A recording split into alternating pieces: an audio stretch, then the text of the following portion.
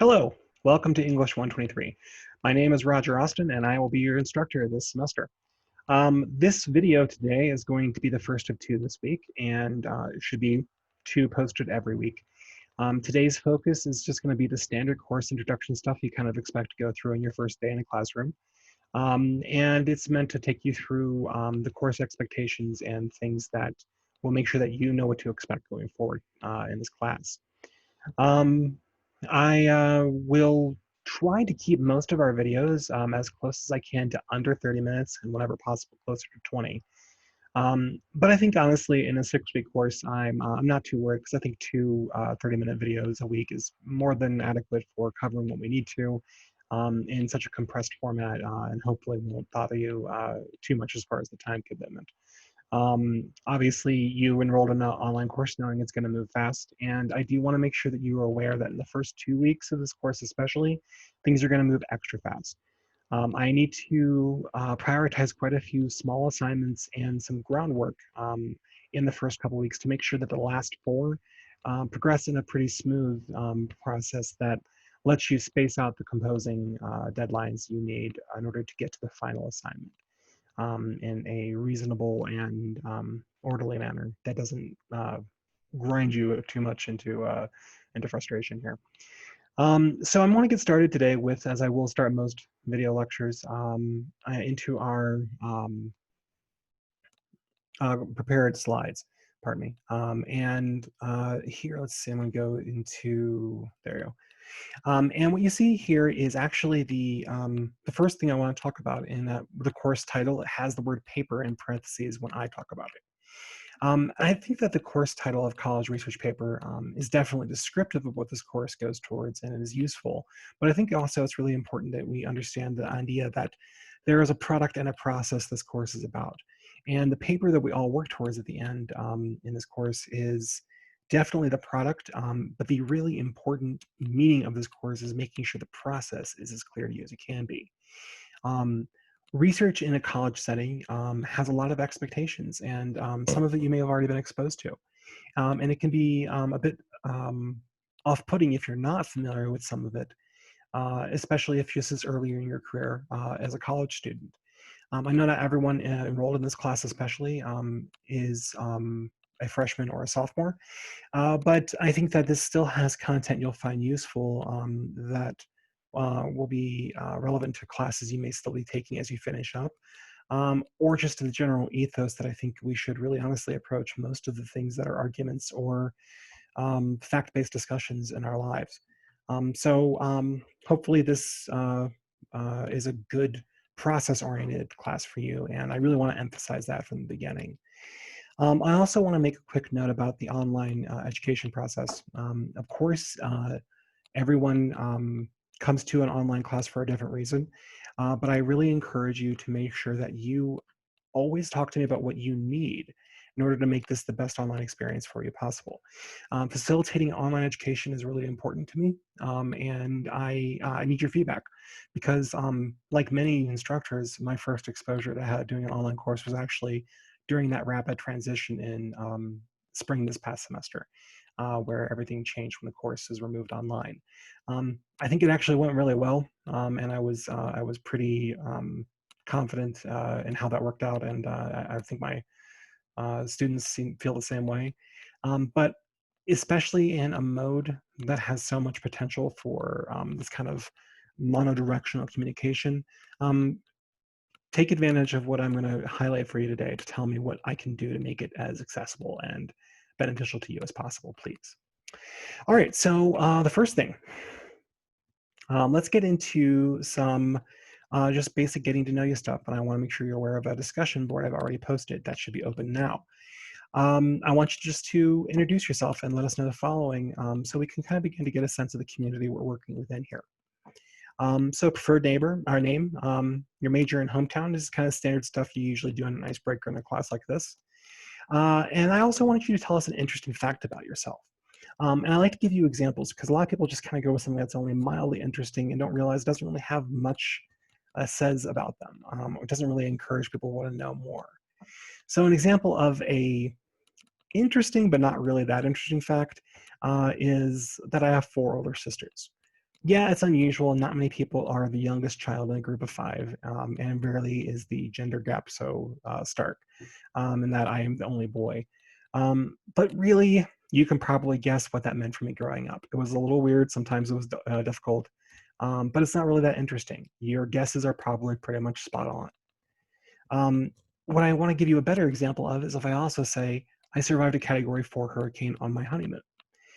That probably inspires more likelihood of questions from you. Yeah, you probably want to ask where that was, how I was trapped there, why couldn't I get away? And I will actually answer those questions on this thread that I've already posted this to. So that's the kind of discussion I kind of want here, something that's a little bit more engaging. Optional, please include a photo if you'd like to. I know not everyone's comfortable with that, and that's totally okay. But if you do, that's great for us to know who we're working with and kind of smooth some of the connections, and we kind of get to know who each other are. Just please make sure it's something that you would feel comfortable showing to a distant family member, grandparent, or like. Not that I think I really have to tell you that, but just so there's no miscommunication, keep them PG, please. All right, getting to know me. I will do that part here online since I'm the one who's got your ear right now, and that way you get to know the sense of the person who's teaching you this semester.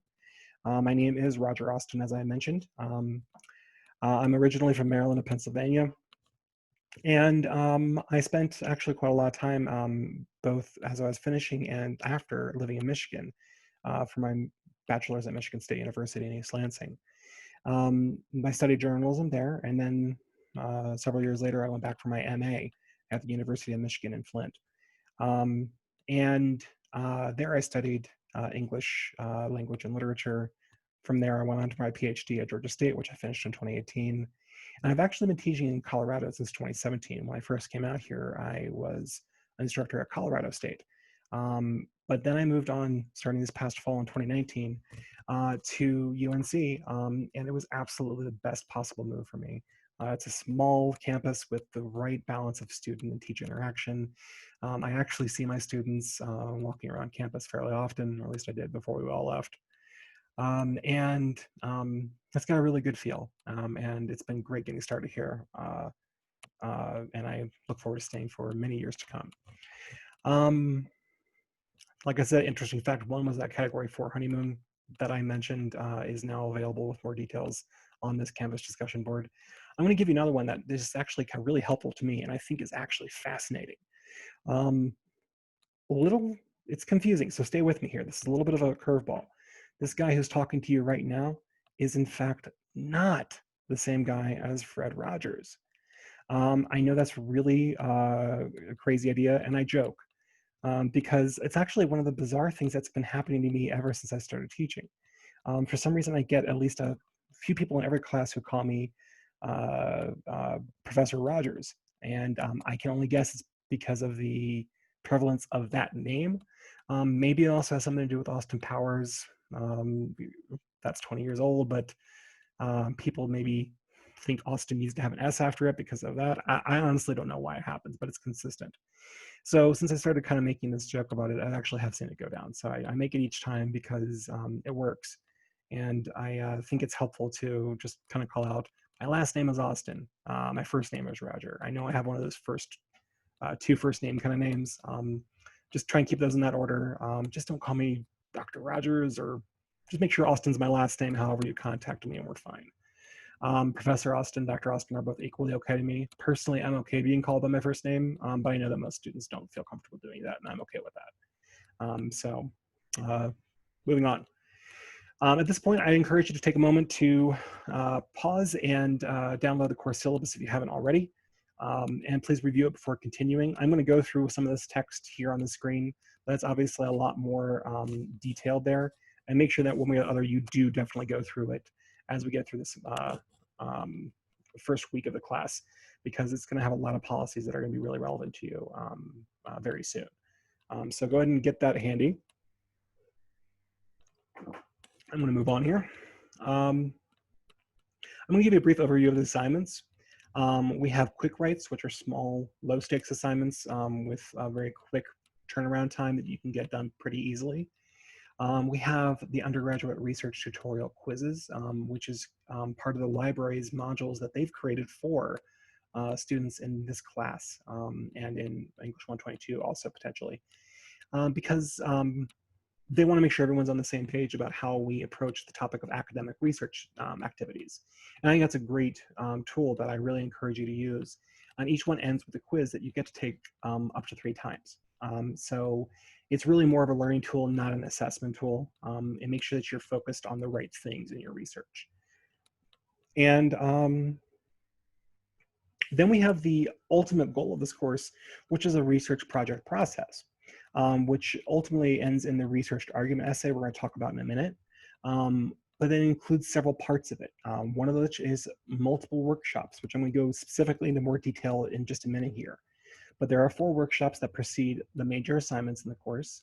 And the major assignments are a research proposal, where you isolate and give us more detail on an issue you want to research and argue about potentially. Annotations, where you collect that research in a useful, highly cohesive way that focuses on what's important at that stage in your process, not yet on the argument. You have the researcher roundtable just after that, where you then pivot towards explaining to others in a short informal presentation what you intend to do with the research you collected and how it actually works towards your paper, how it actually works towards making your argument. Sorry. My cat's auto feeder goes off at 3 o'clock when I'm recording this, and it's going to be a little crunchy here for a minute when the cats are eating behind me. Perils of teaching online, right? And so yes, the researcher roundtable will then be the last major assignment for the first conference draft of the final paper. And the conference draft is something where I have you give me a full version of the paper before you submit the final. That way I can give you feedback on a complete working draft that you can then use to make better revisions, ultimately culminating in that turn-in of a complete researched argument final. And that's your research paper that this whole course is titled after.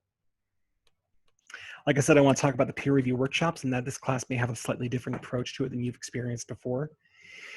I do have 4 planned peer workshops. That in itself is not weird. Workshops are a very common thing in online or in education for writing classes especially. And they each are going to precede a couple of the major assignments. The research proposal will have a workshop, the annotations will have a workshop, and there will essentially be 2 research workshops or peer workshops for that researched argument paper at the conference draft and at the final submission stages. But it's really important to know what's different is that these have a separate submission date preceding the actual turn-in. And in order to receive credit, you have to have a complete draft, meaning that everything is there. You have it at length, you have all the requirements fulfilled, your argument's done, or whatever you're supposed to be doing at that point. It's not missing anything. Said another way, you feel confident that if you turned this in, you would be looking at a pretty dependable B, solid B plus paper. That nothing's really missing and you feel like you have it mostly in place. Because revision is only useful when you're revising something that's done or nearly done. I'm sure we've all had the experiences where we have participated in a workshop where either because of time constraints, we ourselves or others did not bring a full draft to class. And that's not as useful. You can't give a useful set of feedback on someone who gives you just their introductory paragraph because you don't know what's coming, you don't know what their conclusion is, you don't know what research they're putting in, and anything you ask them is going to be, oh, well, I'm doing that next, or that's coming soon. And that's not as facilitative. So I think as long as everyone comes in with the same expectation, complete draft means complete. That means that you've got real feedback on real writing. And it's a critical part of the pedagogy of this course and my design of it. So make sure that you not only have a complete draft, but that you also then do give your 2 sets of feedback to people before each deadline is due on the Saturdays. So essentially it's going to work with Thursdays, you upload your draft. Saturdays, by that point, you have uploaded your feedback to the drafts, and on Sundays, you turn them in. We'll get to that in a minute. Other critical course policies I'll go through a little quickly because I want to make sure that we don't run this video too long. Attendance is tracked through reading discussion participation. That means, pretty straightforward, that I just want you to only participate in reading discussion if you want your attendance to be counted. I don't penalize attendance, I actually incentivize it, and here's how I do it. If you miss 2 or fewer discussions throughout the course of the semester, and you are within 5 points of the next letter grade at the course end, only then do I automatically raise your attendance or raise your grade. Um, that is the only way I do such bumps in this course, because I think that it's really important that people who want to make the course a priority in their attendance and their constant involvement um, have that recognized, and people who think they need to reprioritize the time differently, they don't feel the pressure of being penalized for not showing up. So if you're at 89.9% and these rules don't apply to you, that's the only way grade bumps happen in this class. Pardon me one second. I'm going to try and open my blinds a bit more because it's getting a bit dim in the court or in the room here. Whoops, wrong way. There we go. That's a little better. Okay. So all assignments are Word files, .doc or .dex. It helps with the workflow. Other programs are totally fine personally to me, but this is what I have Canvas set up to do because it keeps things all on the same format for me. Submissions are accepted through Canvas only, not email. If you have a problem with Canvas taking an upload and you want to send it to me through email just to make sure it gets in for the turn-in time, that's fine, that's smart, but still make sure you do upload it to Canvas anyway as soon as you can, because I want to make sure that everyone gets their credit through Canvas, if at all possible, without any email connections. It is possible to turn in an assignment up to 24 hours late with a 10% penalty. That is only on a few assignments: the researched argument that's due at the end of the course, the annotations, and the proposal. All the other smaller assignments do not have that policy in place. So once the deadline passes, it's a 0. And still, even for the ones that do have the option, take that not lightly, because yeah, 5 points here and there is not a huge deal, but even on that last one, the 15 points can really mean a lot between the grade you want and the grade you get. So it's there if you need it, but try not to. And of course, please always talk to me if you're having any problem meeting deadlines, if something's happened. I can always work with you before a deadline passes. I have to apply these policies consistently after. Other policies, please contact me through email only. You can use Canvas, which should and does pretty consistently forward it to me correctly, but sometimes it has dropped an email. And it hasn't forwarded to me and someone doesn't get a response. So I personally strongly recommend email. Please remember that etiquette and responsible conduct is crucial, maybe even more so in an online class where misunderstanding is a little more possible. So be prepared when you join a discussion or you contribute to a class activity. Please be kind and fair and have empathy for others. So approach the conversation with your intention in place to understand others. And I've never had to use this policy but once in my entire time teaching since 2012. But I do not permit inflammatory, hateful, or abusive conduct in classes. I do take action on that. So make sure that I don't have a second occurrence in 8 years. There are 2 types of plagiarism. Obviously, we all know that there's accidental plagiarism, and that's the stuff that happens when you simply cite inaccurately, but you do try to cite. Or you make a mistake in how you use a source, but your source is used. It's avoidable, and we could talk about it. And if you do it, it's nothing more than a few points in the grade, and it's something you can learn from. We all also know what intentional plagiarism is. You're misrepresenting your work that someone else has done. One way or the other, however you do that, there are multiple examples cited in the syllabus, and I do encourage you to familiarize yourself with them. But even those are not all encompassing. So I want to make sure you're aware that when intentional plagiarism is discovered, it's a 0 and it's not made up. You can't turn in something that you've plagiarized again because that's not the point. And I've never had to use the second policy yet, and I hope I never have to. But my policy is that the second time I find it with the same person, it earns an automatic course failure. Both are reported, but that second one kicks you out of the course or gets you an F. And like I said, it's never been used, and I hope that summer 2020 is not the time I do it. All right, briefly, weekly structure, so you know roughly what to expect, how this course is going to go each week. Lectures and videos we posted on Mondays or Wednesdays, and Wednesdays, I mean. So I plan on 2 videos per week. This one I'm posting on Sunday afternoon after recording because I want you to have a little extra time to get situated in the course. one reading discussion per week. The Bad Ideas About Writing Text, which by the way is an open access material that we have made available to you for zero cost and is available directly through Canvas, is easily digested. It's a great text for this type of usage. It's nothing super overwhelming as far as quantity or intensity of the reading. Most are under 10 pages, and they're all very conversational and very engaging. And so they will be what we will base our discussions around on each Wednesday. Remember, that's the attendance policy. Make sure you're familiarizing yourself with it. That's how we track attendance. The library research tutorial quizzes will be generally due on Fridays. There is one this semester or this week, and I'll talk about that in a minute. And they will be due either on Tuesdays or Fridays. The schedule will be very clear to you, either what's already posted in the syllabus, but also on what's entered as due dates on the Canvas course. Major assignment drafts are due on Thursdays, and the replies, their comments from your reviewers, are due on Saturdays, and then the assignments themselves are due the following day on Sundays. Remember the 10% late deduction until the following Monday for the major assignments that I've noted earlier.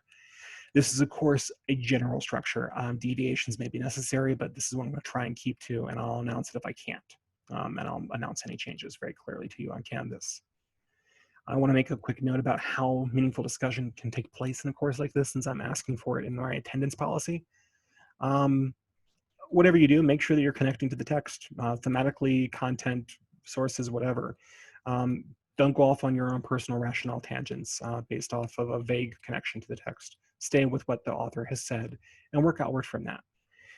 You are welcome, and I do even encourage you to get your personal examples involved if they are relevant, but they have to have a clear link to the reading. So this is not the time to just kind of talk about your own interests in the topic unless you can make it clear how it does apply, or how you even acknowledge how it maybe doesn't apply and you want to challenge what the author has said. I am a big believer in quality over quantity in something like this. I would absolutely rather read 50 words that are focused and on point and raise a good question than 150 words that just kind of take forever to get to a point if they do. So I'm not checking your word counts here. I just want meaningful discussion, and that's going to be a case-by-case basis. What I absolutely don't want is a bunch of the general statements that people just agree or disagree with. That's not conversation. That's kind of like a mob. You know, don't just say, I agree with what this person said, and don't say, yes, I do, or I think that they're wrong. Give us details, give us reasons, explain it. Just please don't do what you see here. I will end each one of these videos with a to-do list. So what you should look forward to in this week coming here is a few small assignments due, like I mentioned at the beginning. So please do download your Bad Ideas text from Canvas. It's available now. Contribute to the week 1 reading discussion by Wednesday, July 1. So that's in a few days here. Remember, this is how I track attendance. Make sure you're familiar with that policy if you are not yet. Also due July 1 on Wednesday is the first quick write. That's a syllabus quiz. So review the syllabus, keep the syllabus with you when you take the quiz. That's totally fine. That's meant for you to have it as a guide to make sure that we're all on the same wavelength as far as the policies this course is working with. So please make sure that you don't miss that. It's ready to go and open right now. Same thing with the research tutorial module 1, which will have its quiz due on Friday. And then optional, but again, it's ideal if you can participate, contribute to that getting to know you discussion by the end of the week. That's really important for building the community I feel we need in this course. All right, so I'm gonna end this and go to the, really quickly, the Canvas page and show you what we have there. There it is. Okay, so this is from roughly a student view, so this should be pretty equal or pretty much what you see when you're on Canvas. As you see, it's got a really clearly laid out homepage that I use. I have the most important links, not only, of course, as Canvas does on the left side over here, but I also put the ones I anticipate we'll be using most here in this black and white bar at the top underneath the banner. So the syllabus and the schedule, that's available both places. That is, as I was saying, available for you here. Please download it, please know it, please refer to it, and please look at it if you have any questions for the course. But the assignment submissions are available there, but also each week I'm going to post them to the area down here for the weekly section. Discussions will be linked through to there. Library research tutorial will also be there, and the additional course, or the course text and the additional media I may put up. So for example, your course, Bad Ideas About Writing, it's right there. At this point, this is pretty straightforward. I don't think there's much more to explain in the course. Hopefully this has been a good, if rapid and long-winded intro to the course. I encourage you to ask me any questions that you need. To that end, actually I do want to show you one more thing I have on the course information here on the Canvas. I have added another discussion beyond what I've already mentioned, ongoing course questions. So please, if you feel like you have a question about something that's not urgent, that you think other students might benefit from hearing the answer to, post it here, and I'm going to try and respond to this multiple times a week. And I want this to kind of simulate that back and forth that naturally happens in a face-to-face course when the instructor gives you information and you ask questions to clarify it. So assignment details, policies, or whatever you think is worth bringing up, bring it up, and we'll go from there. So that's the end of our first lecture. I look forward to working with each of you this semester. I enjoy this chance to further hone my online teaching craft. I think this is going to be a fun semester for all of us, as much as online education and this class is for people who find it fun or don't. Let me know if you have anything that you need me to talk about, and I will see you in a few days. Take care.